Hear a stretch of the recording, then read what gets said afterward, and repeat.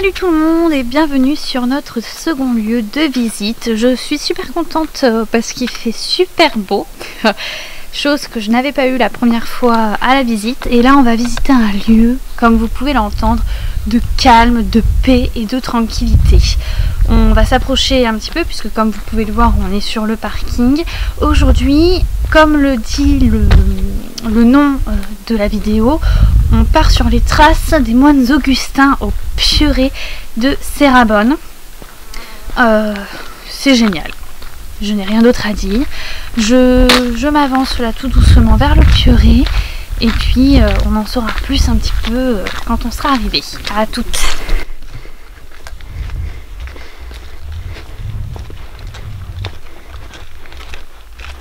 Bonjour. On peut d'ores et déjà le voir au loin et on se situe vraiment dans en plein milieu de la forêt. C'est merveilleux. Alors bon, je peux vous dire que pour arriver il vaut mieux pas avoir le mal des transports avec tous ces virages, mais regardez-moi comme c'est génial la vue qu'on a, quoi. C'est fantastique. Oh putain, je suis tellement contente qu'il fasse super beau parce que là on va pouvoir faire vraiment une super vidéo, quoi. Alors ce qu'il faut savoir, c'est que à la base, avant d'être un Pieuret, au 10e, 11e siècle, c'était une église. Au 12e siècle, les moines augustins se sont installés dans l'église grâce à l'aide de la noblesse locale, et ils ont pu construire tous les lieux en fait dont ils avaient besoin, donc le cloître, les dortoirs, etc. En fait, ils se sont appropriés, si je puis dire, les lieux.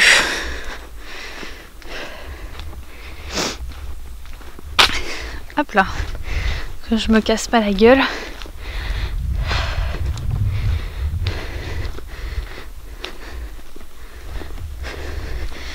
On est vraiment perdu dans la forêt, c'est génialissime. Et là, nous arrivons au Pieuret de Cérabonne.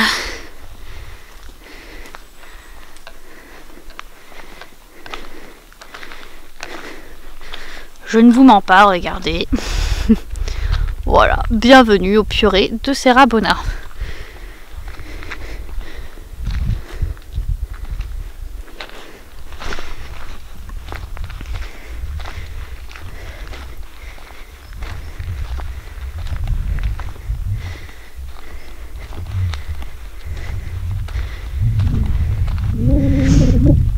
Accueilli par le cimetière. Et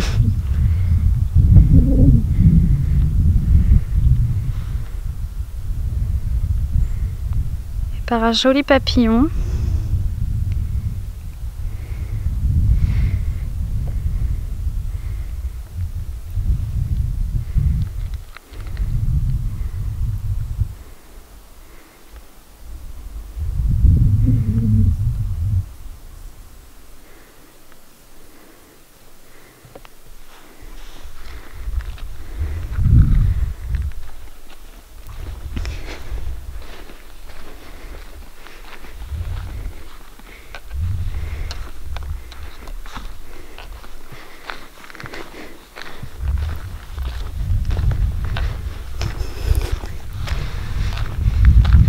Peu importe là où on regarde, nous sommes entourés par la montagne, la verdure, la nature, c'est génial.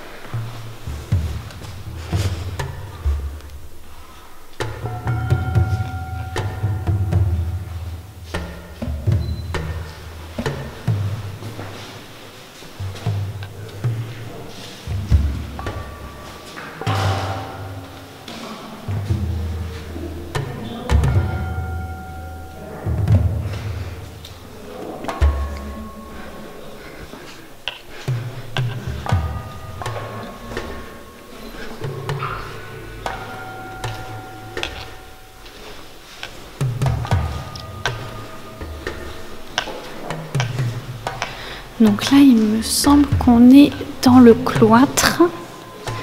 C'est ça. On peut y retrouver l'ancien baptistère.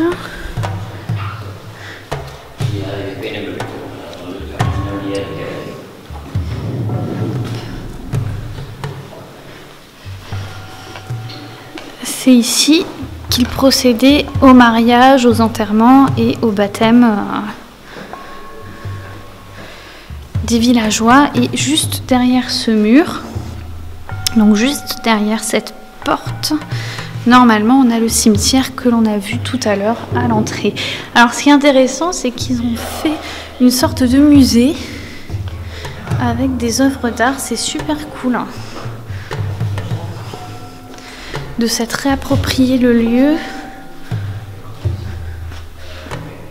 en musée. C'est assez sympa. C'est quoi? C'est une chaise fermée.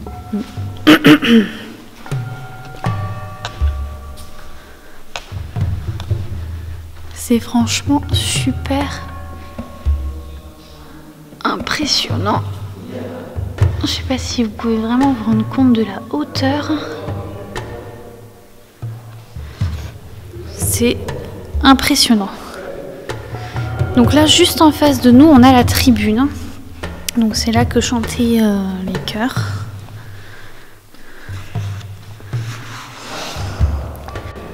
Donc les chapiteaux qu'il y a à cette tribune, ils symbolisent ceux de l'extérieur, la victoire finale du Christ à la fin des temps, et ceux de l'intérieur, la bataille entre le mal et le bien. On va aller voir ça un petit peu de plus près. J'essaye d'éviter les personnes.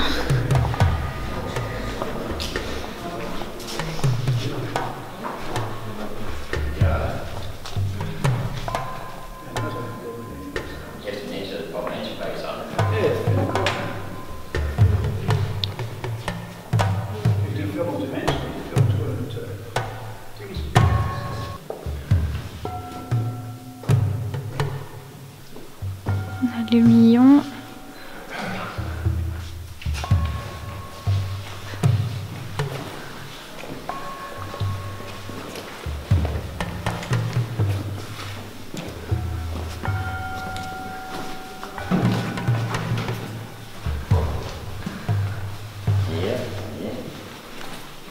Alors il n'y a pas vraiment d'interprétation sur les chapiteaux. Donc c'est ça, les chapiteaux, c'est ces grosses colonnes.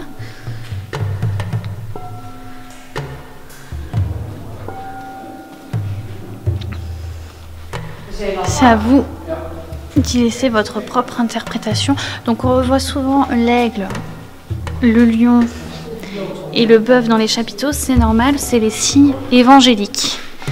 C'était leur symbole. Ah, celui-là j'en ai entendu parler. Vous voyez, il y a le centaure et l'espèce de cerf. Donc ici nous avons le centaure avec l'arc et le cerf. Et celui-ci, il y a une petite interprétation. Enfin, en tout cas, il y en a. Hop, excusez-moi, je bouge beaucoup. Pour celui-là, il y a deux interprétations. Soit le centaure représente le diable et le cerf représente le Christ. Et ça signifierait le sacrifice de Jésus. Soit le centaure, c'est le Christ qui essaye d'attraper avec les flèches les épreuves et les douleurs de la vie. Je préfère quand même la première interprétation sur le sacrifice de Jésus.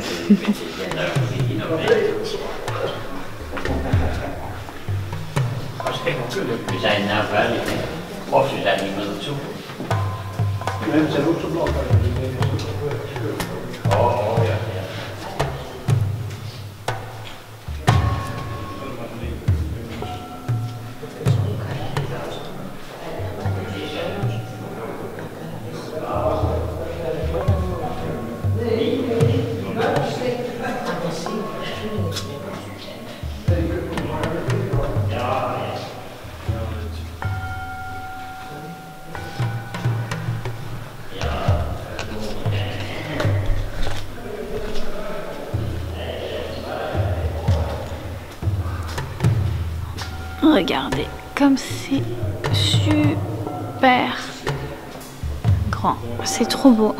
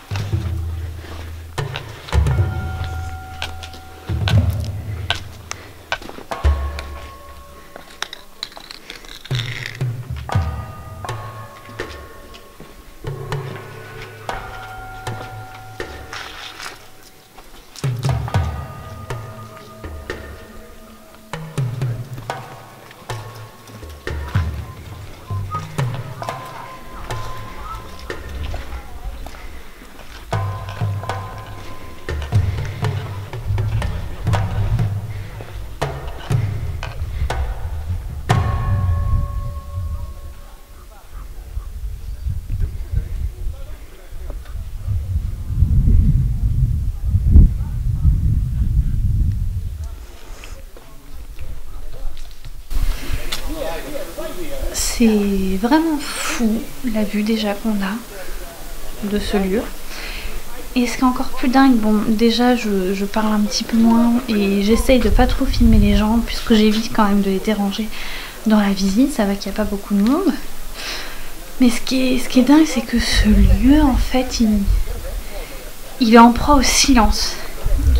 T'as pas spécialement envie de parler en fait quand t'es à l'intérieur, t'as plus, tu te sens épié par les pierres, épié par les chapiteaux, par les différentes sculptures, et t'as pas spécialement envie de parler, t'as juste envie de voir et de ressentir toute l'histoire du lieu, vraiment. C'est pour ça que je reste assez silencieuse de temps en temps, j'essaye un petit peu quand même, parce que j'ai fait des recherches, donc de vous dire mes recherches, mais c'est vrai que t'as plus envie de regarder et de voir le silence de son histoire et je sais pas, d'écouter les pierres, on va dire. Je sais pas si vous le ressentirez comme ça dans la vidéo, mais moi c'est vraiment mon ressenti. Il est vraiment chargé en histoire et ouais, t'as juste envie de te taire en fait. Donc c'est pour ça que je me tais. Voilà, que vous le sachiez. Donc là c'est bien parce qu'on est un peu sur le balcon, donc on peut voir. C'est là où on était tout à l'heure, c'est l'entrée. Hop.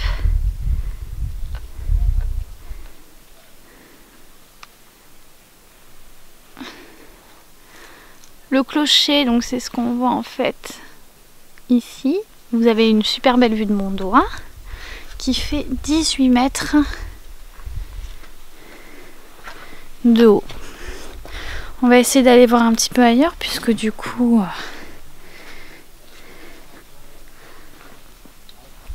on a fait l'intérieur. Bon, ça c'est petit hein, mais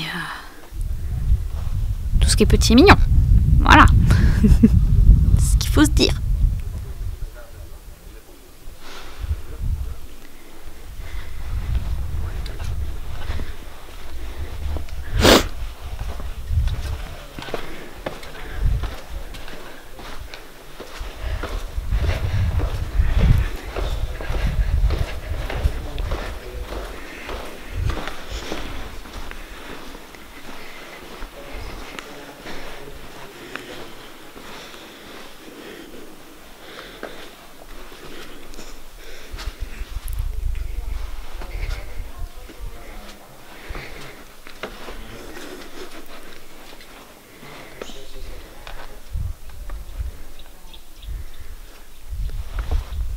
Hop, une petite fourmi, je vais pas l'écraser quand même. Quand même. Là, je pense qu'on se retrouve dans un petit jardinet.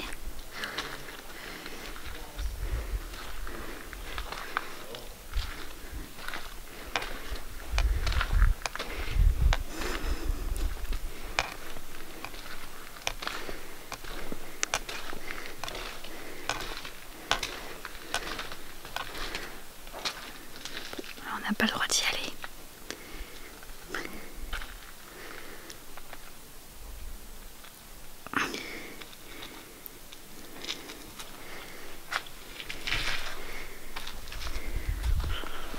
Voyons voir si c'est haut. Ah bah oui, quand même, un petit peu. Un petit peu. On va éviter de se casser la gueule. Ça serait cool.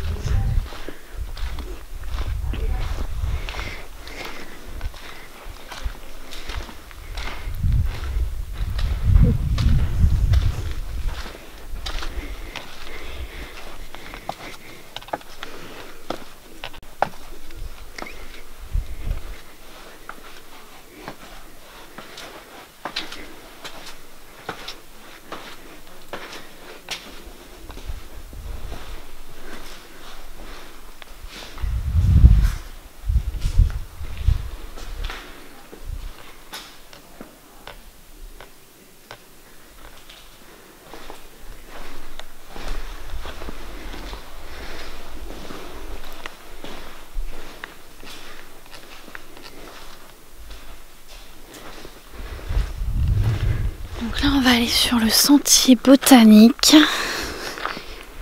On va aller visiter tout ça. Regardez la bâtisse.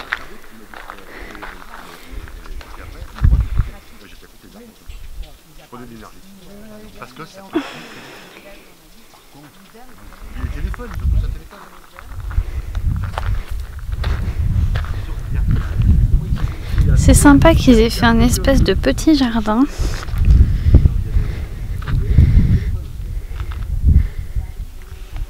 Petit potager. Le petit potager du Purée.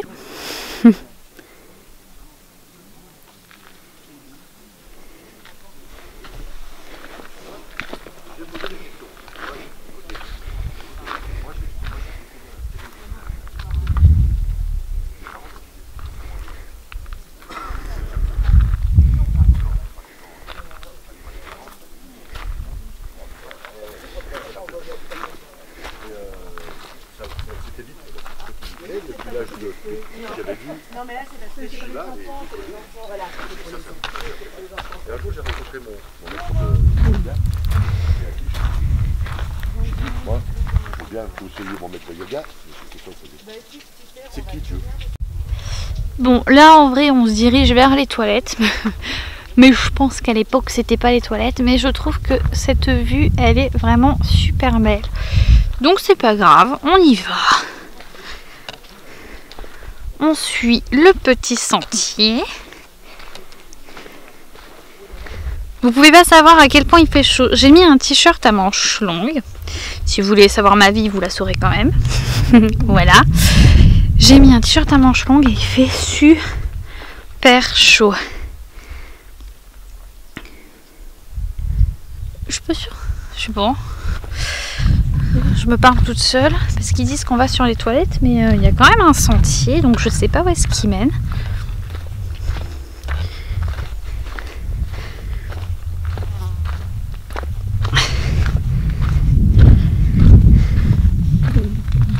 Hop.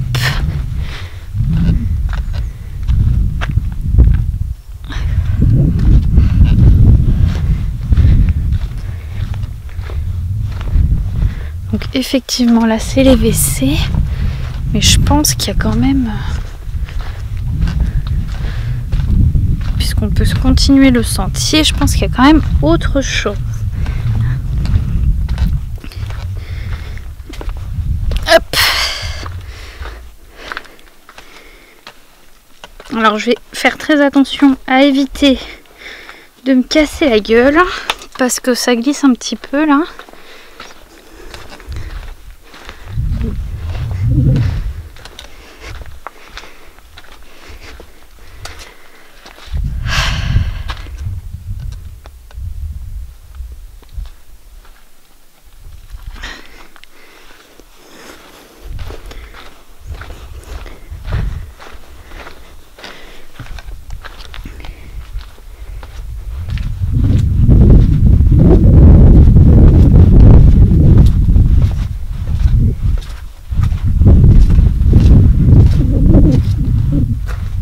Ah mais oui voilà, en fait on retrouve le parcours botanique.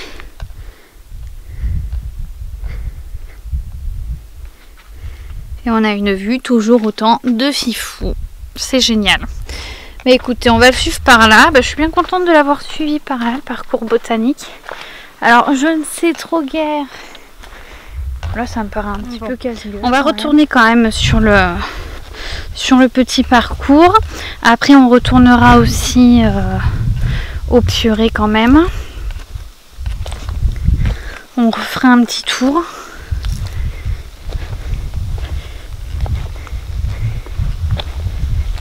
Je pense. Parce qu'en fait je cherche 2 chapiteaux. Apparemment il y aurait 2 chapiteaux à l'entrée, donc je suis pas sûre que c'est à l'entrée par là où on est passé puisque je les ai pas vus. Mais il y aurait 2 chapiteaux. Donc un qui représente le lion, donc l'emblème évangélique, et l'autre qui représente le Christ entouré de 2 anges. Je vous en parle là si jamais je les trouve pas, tout simplement. Et en fait, ce qu'il faut savoir, c'est la petite anecdote qui n'est pas spécialement joyeuse, c'est qu'en fait, ce sont des copies des originaux, puisqu'en 2000, ils ont été volés. C'est magnifique. Je parle pas de la vue là pour le coup, je parle des gens, je comprends pas qui volent ou qui saccagent des lieux historiques, que ce soit dans notre pays ou dans les pays étrangers. Franchement, moi je comprends pas ce délire là quoi. Bon là certainement que c'est parce que j'ai pas non plus envie de polémiquer dessus, mais c'est certainement parce qu'après ils les ont vendus et voilà, ils se sont fait de l'argent dessus quoi. Mais c'est dommage puisque du coup on n'a plus les originaux. Voilà, c'est des copies. Et j'aimerais bien qu'on arrive à les trouver. Parce que du coup, pour voir le travail qui a été fait pour les refaire quoi. Après malheureusement, moi je les connais pas les originaux, mais je pense quand même que c'était des pierres spéciales. Donc voir si on peut voir la différence entre par exemple les chapiteaux qu'il y a à l'intérieur, qui eux par contre sont les originaux du Pieuret, et puis ces deux-là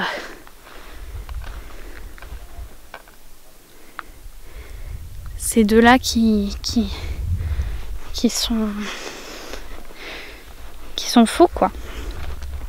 Hop, on va continuer le petit parcours botanique. Comment on se promène dans la forêt. Moi je suis contente, il fait beau, ça sent bon la nature, parce que sinon si on retourne en fait par là, on va se retrouver sur le parking et j'ai pas envie qu'on se retrouve pour le moment sur le parking. Donc voilà, c'était un peu la petite anecdote par rapport au chapiteau, où je trouve ça vraiment dommage que les gens volent quoi, ils saccagent certains lieux.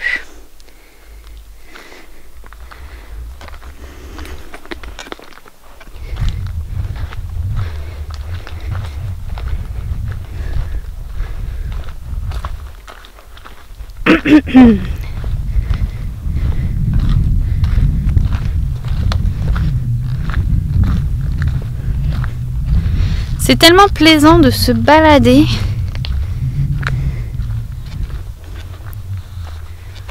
Dans les bois.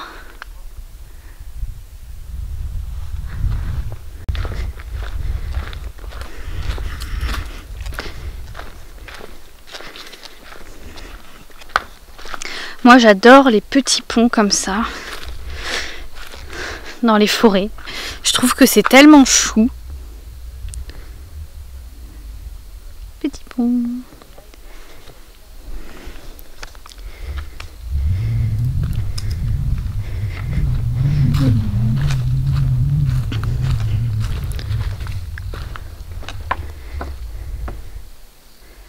Voilà, ça devait certainement être un cours d'eau ici avant. Mais ça c'était avant. Puisque c'est tout asséché maintenant. Ah, on repasse par là. Ouais. On peut repasser par là de toute façon. Je pense que je vais vous couper la vidéo. Puisque là je vais revenir. Sur le Purée. On va un petit peu débriefer de son histoire. On va essayer de trouver les 2 chapiteaux.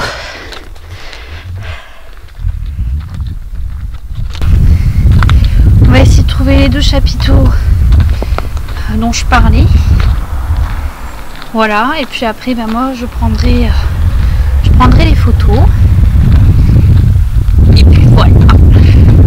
Je pense que c'est bien comme ça. Donc ça allez, c'est parti sur le Purée. J'ai un peu sorti mon plan pour pouvoir me retrouver un petit peu. Et je crois que j'ai trouvé les 2 chapiteaux qui ont été refaits. Tout simplement parce que donc nous on est repassé donc par l'entrée avec l'accueil et tout ça. C'est pas la véritable entrée. La toute première entrée, c'est celle-ci. Voilà.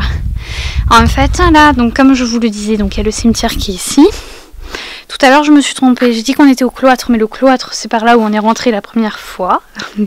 Je sais que c'est un peu compliqué, là. Et en fait, derrière, il y a le collatéral où il y a le baptistère et tout ça, ce que je vous expliquais tout à l'heure, que c'était là qui baptisait, qui faisait les enterrements et tout ça.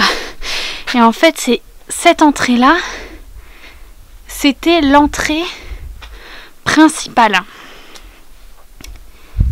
Voilà, c'est celle-là, c'est par là qu'il rentrait. Et donc là, on a les 2 chapiteaux qui ont été volés. Ce serait bien que ma caméra fasse une petite mise au point.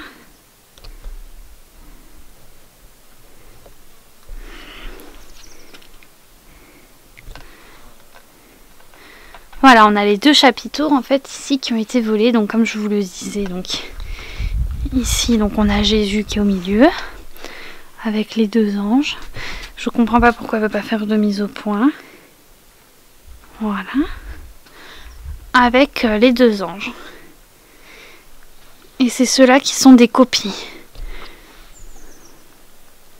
Bah écoutez, je trouve que ça va. Hein. C'est plutôt bien réalisé par rapport au chapiteau qu'il y a à l'intérieur.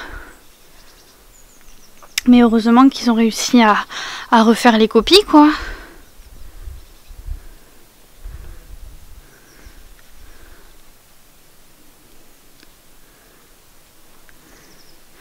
Voilà, donc je suis assez contente qu'on ait réussi à retrouver les vrais. On va aller se poser quelque part, on va faire un petit débrief de la visite. Et puis après on se quittera.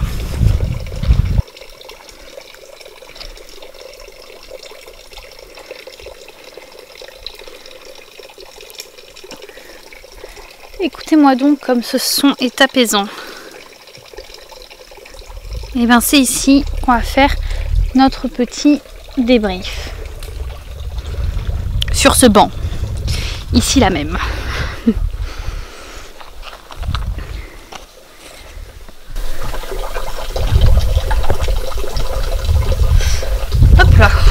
excusez-moi.